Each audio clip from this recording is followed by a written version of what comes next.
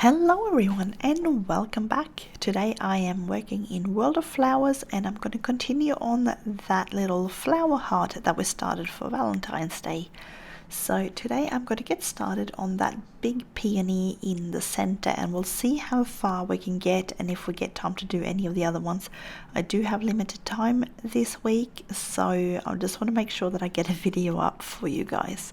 So I'm using my Faber Castell Polychromos and I'm not using too many pencils, but they're all listed below. So I'm just going to get started just with the center there. So I want to go with those slightly muted yellows, the Naples and the ochres for those. So I'm just layering down the layer of Naples yellow to start with, and I'm going to use that for that little center piece there as well.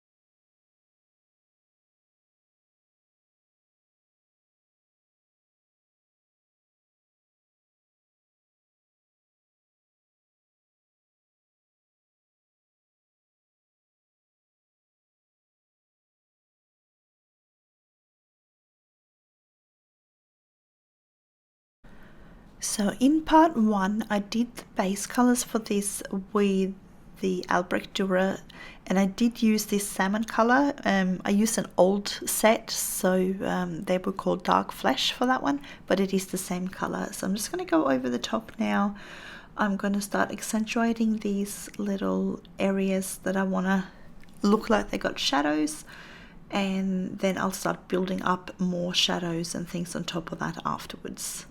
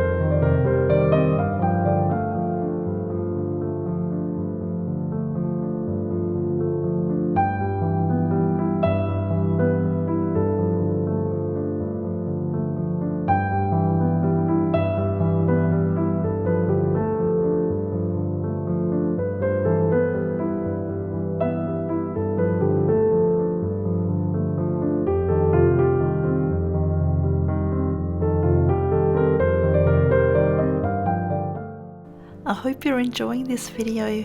If you are, I'd love it if you take the time to give it a thumbs up. And if you're new here, I would love to have you subscribe, and don't forget to hit the notification bell to get notified whenever I post new content.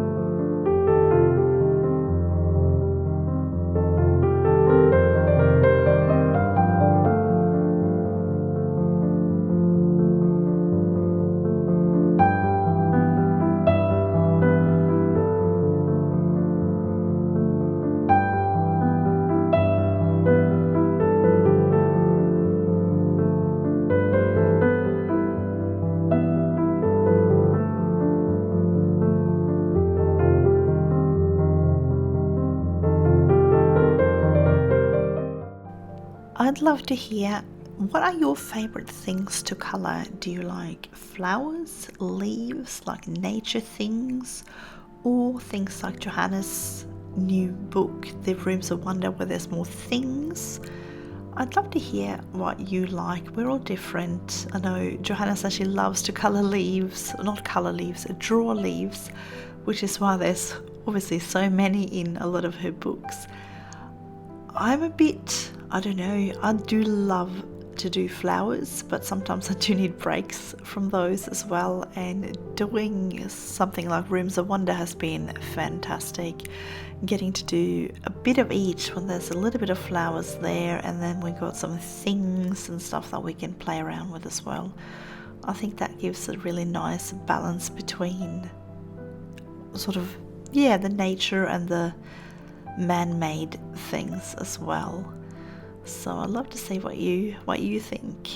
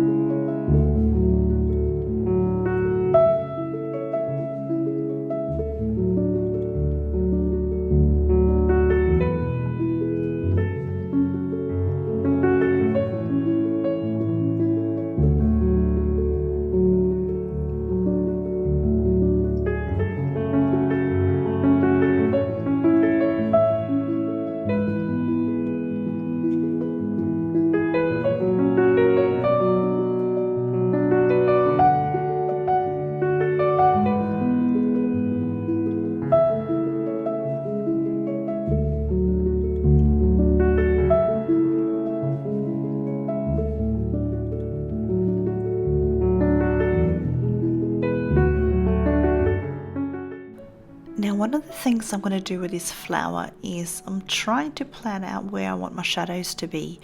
So because I tend to, and I've noticed that with a whole lot of my previous projects, I have a tendency to have my light source come from the left a little bit, not like super far to the left, but just like that little bit off center.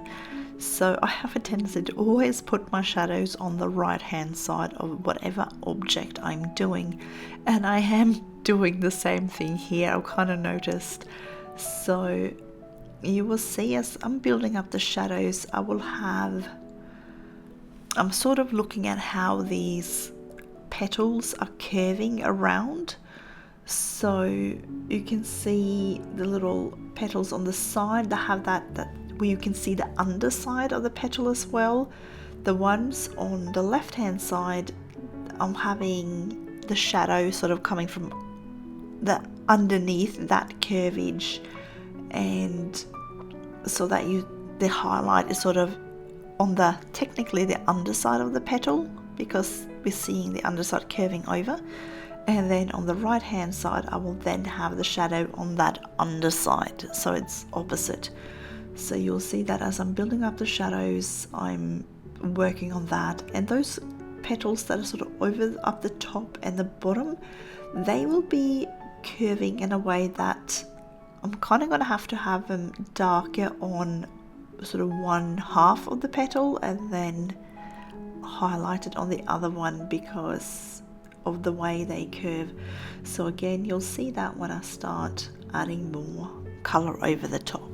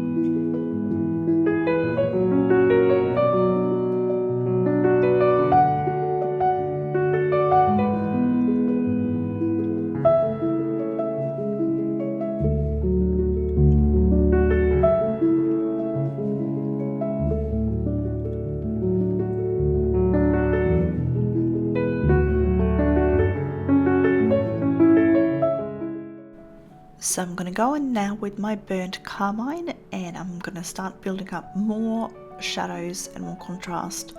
So we have like a highlights, and obviously we have these little folds in the petals that I'm also then trying to accentuate a little bit. So because here, as I mentioned before, the light will be hitting that underside of the petal that's curving over, so I'm putting my darkest area underneath that because that's the area that's going to be in the shade.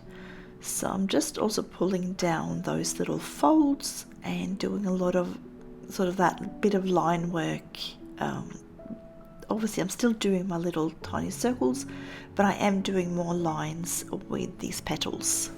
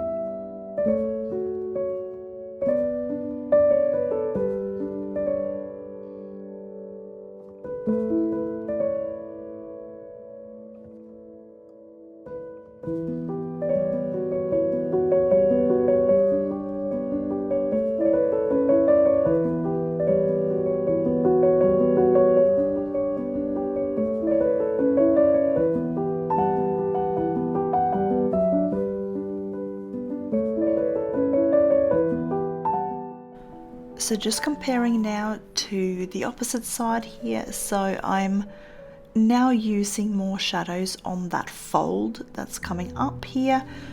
Because this one is not completely to the side, I'm going in more on the right hand side compared to the left. I'm leaving a little bit of highlight still on that left hand side of the fold, but not as much as I did on the other ones that we did before. So, and also because these, as I mentioned, the leaves kind of curve, so they're a bit like, you know, the spoon shapes. Obviously we have it more, it's curving more up, but that light source will kind of hit maybe on the outside, so you're getting that little bit of a shadow on that left hand side, on the inside of that petal. Oh, I'm babbling, but you kind of get what I mean. So here as well, I'm putting more shadows on that under petal there, because we're having these sort of overlaps, and the light source is hitting the top petal and then casting a shadow on the petal below, which is opposite to what we had on the other side. Please let me know if I'm not making any sense at all. I sometimes feel like I'm babbling, but I also at the same time feel like I need to let you guys know my thought process. That way it kind of, I'm hoping it will make sense to you guys the same way it makes sense in my head.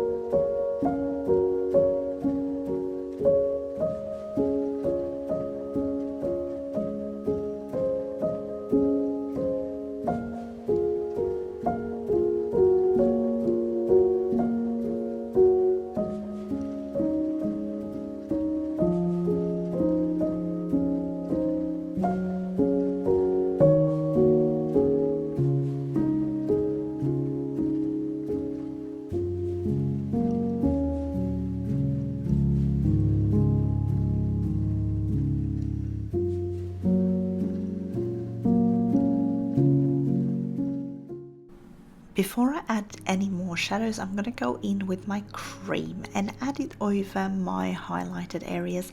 I really love how it warms everything up even more, and it is absolutely one of my favorite ways to highlight.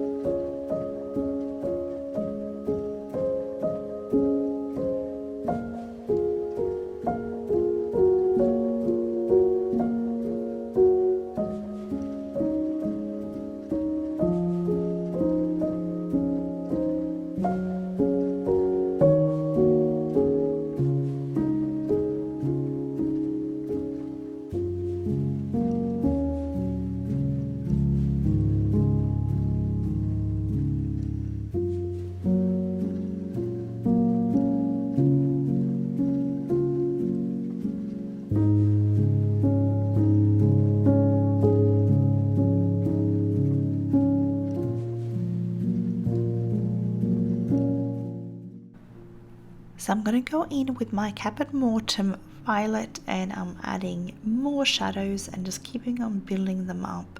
So I'm going over the top here and just layering down and adding more of those little curves, those little sort of folds and everything in here, and just building it up until I'm happy with how it looks. I will probably go over with some dark sepia as well, I think, and that way I can get a really nice contrast. But because I've got all of this color underneath, it's not going to just look grey. You will still have a fair bit of colored pigment underneath, and that will shine through really nicely.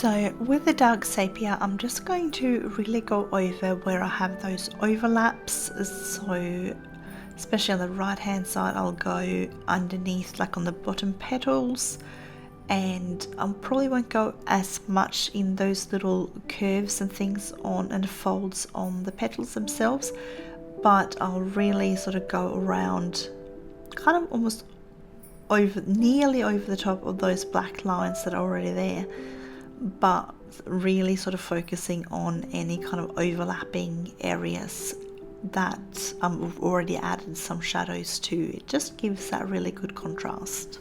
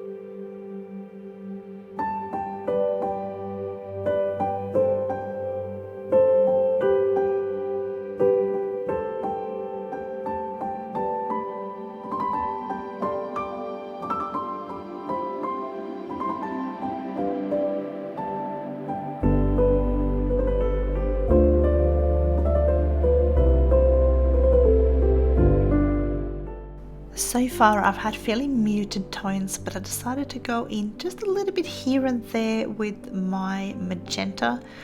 I'm sort of just gonna put them a little bit wherever I kind of feel like I'm going a bit all over the place with this one, and just adding just a touch of brightness in there compared to like the burnt carmine and the salmon, which is a little bit more muted compared to, like, say, like the pinks and magentas and everything.